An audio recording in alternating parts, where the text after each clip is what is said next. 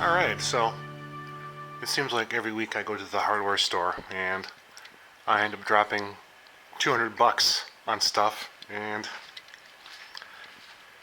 I got this lovely little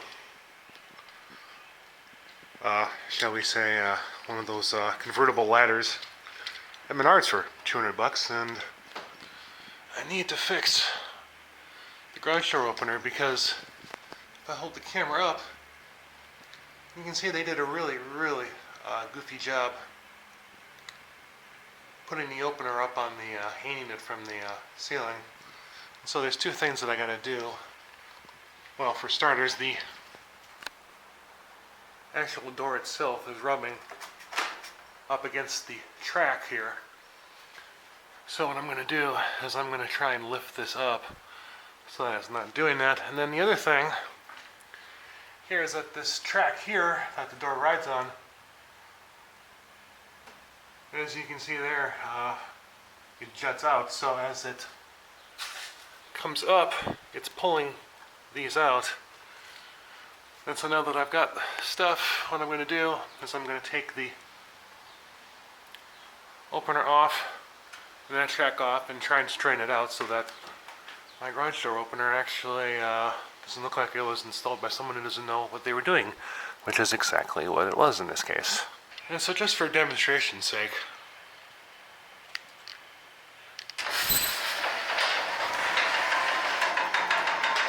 you see that it grinds.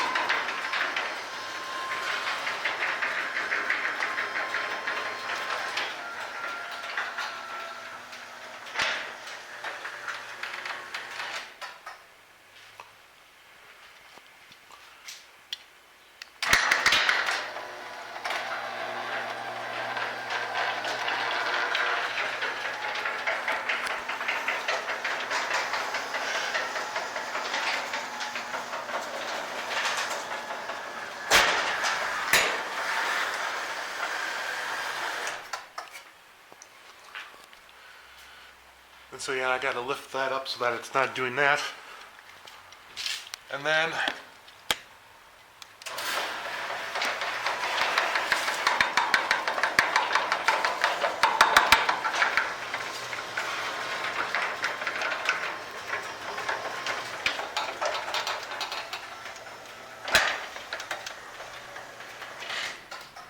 you can see how that is moving around in there.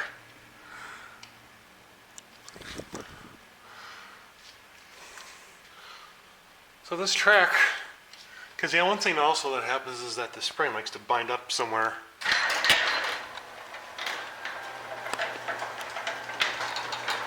I don't know where it's binding up, but every now and then it will make a pretty good clunk.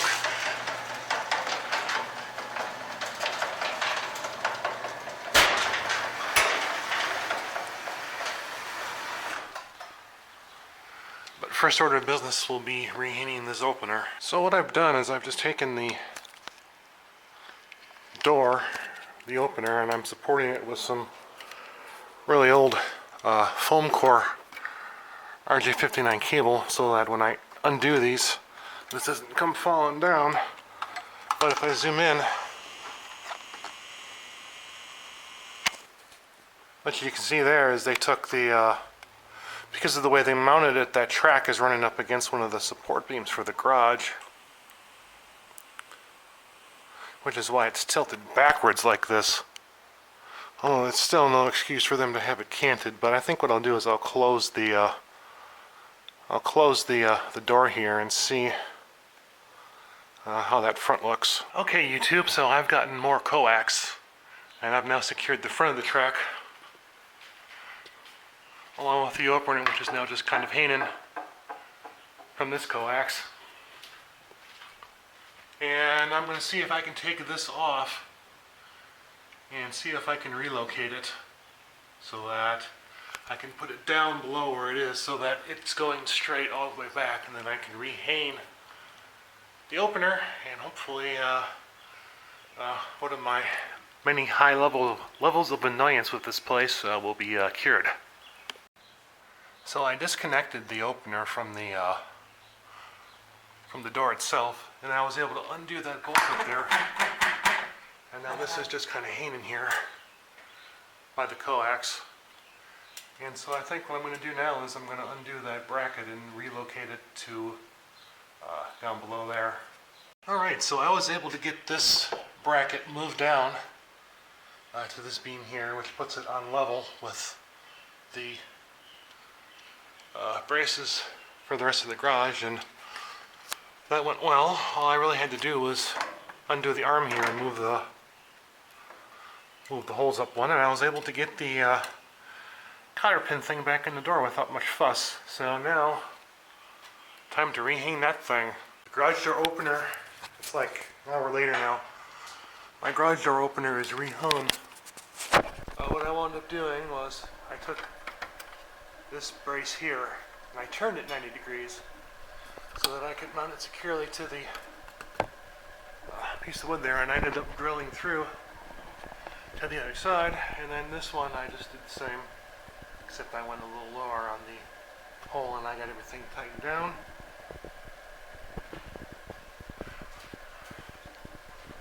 And so now the final test, I'm going to undo the catch and we'll see if this door will open up on its own.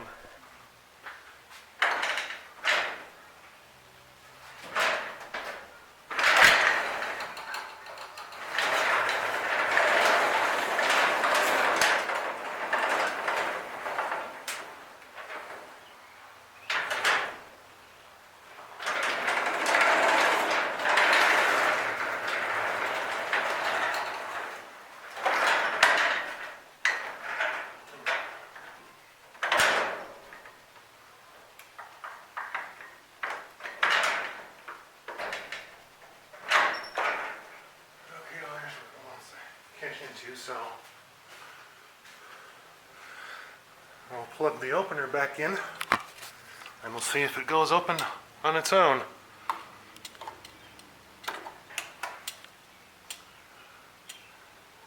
This is actually a very nice garage door opener. Sounds like there's an inverter motor drive in this thing, and the dated manufacturer I found was December of 2005, so it's only 10 years old. But we will push the button.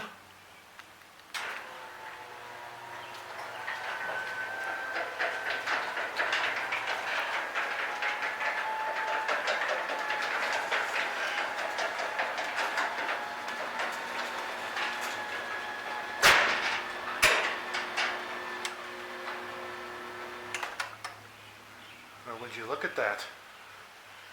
The darn thing opened.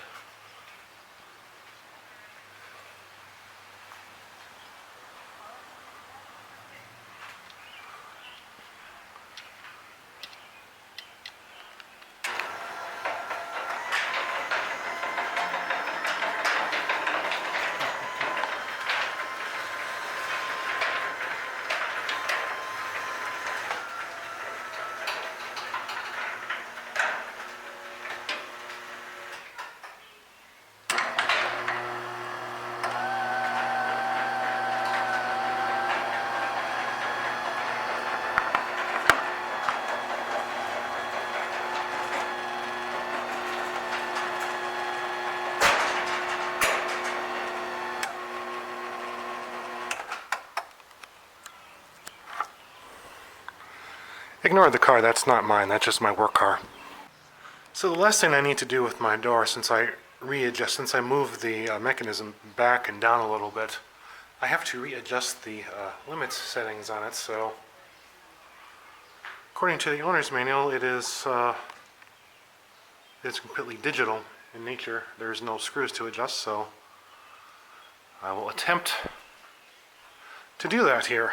So it says keep button D pressed for 3 seconds. Number 1 will appear.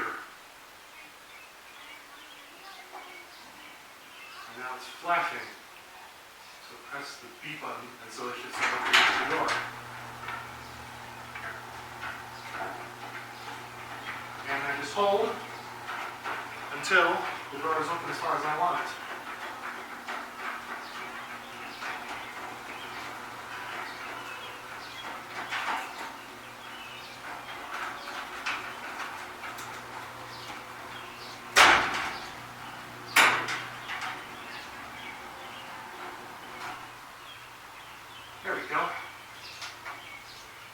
So now 2 is flashing. So if I do C, it should go down.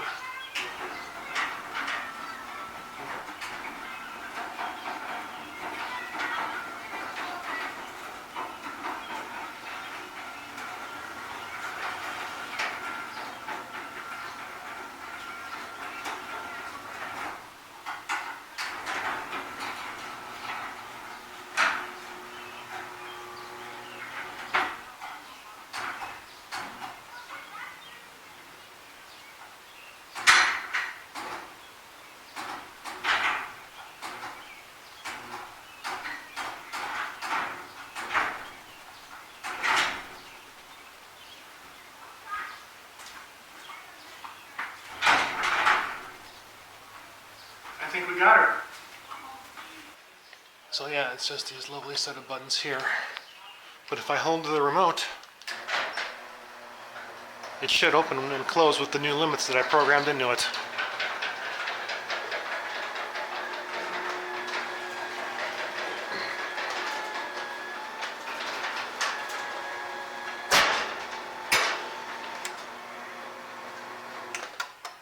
Kerclunk.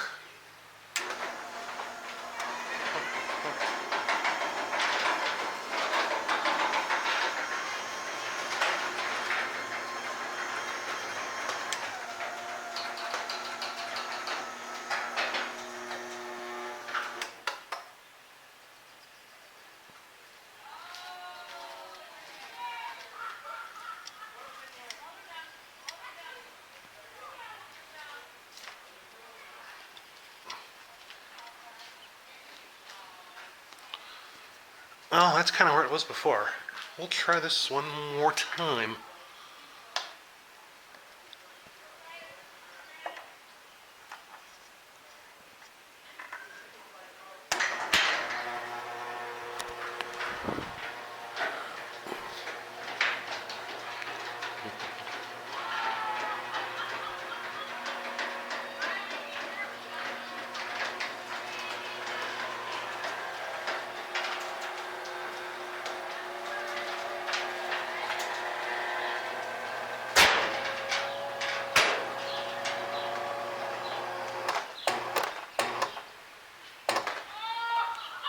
Okay, that's just coming up over the bottom of the thing.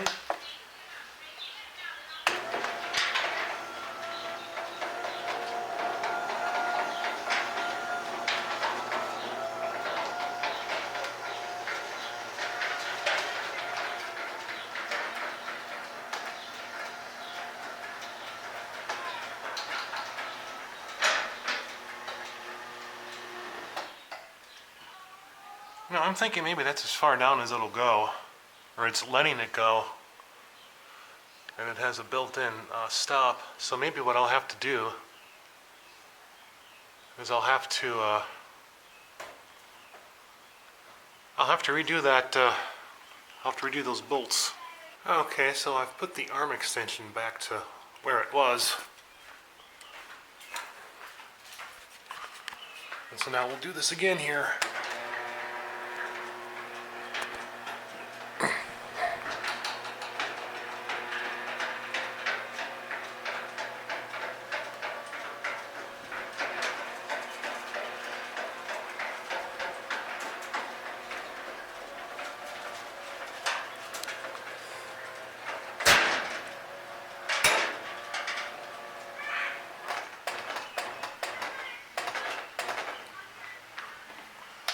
Okay, up is programmed. Let's do down.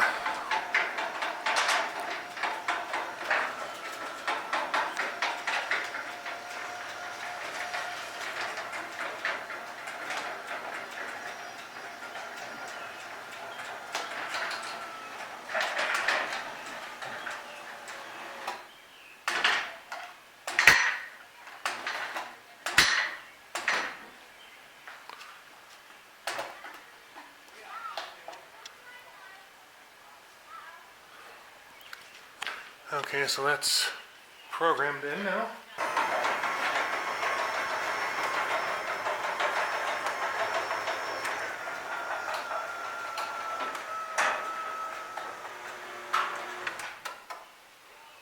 So yeah, that belt kind of hangs down a little bit there.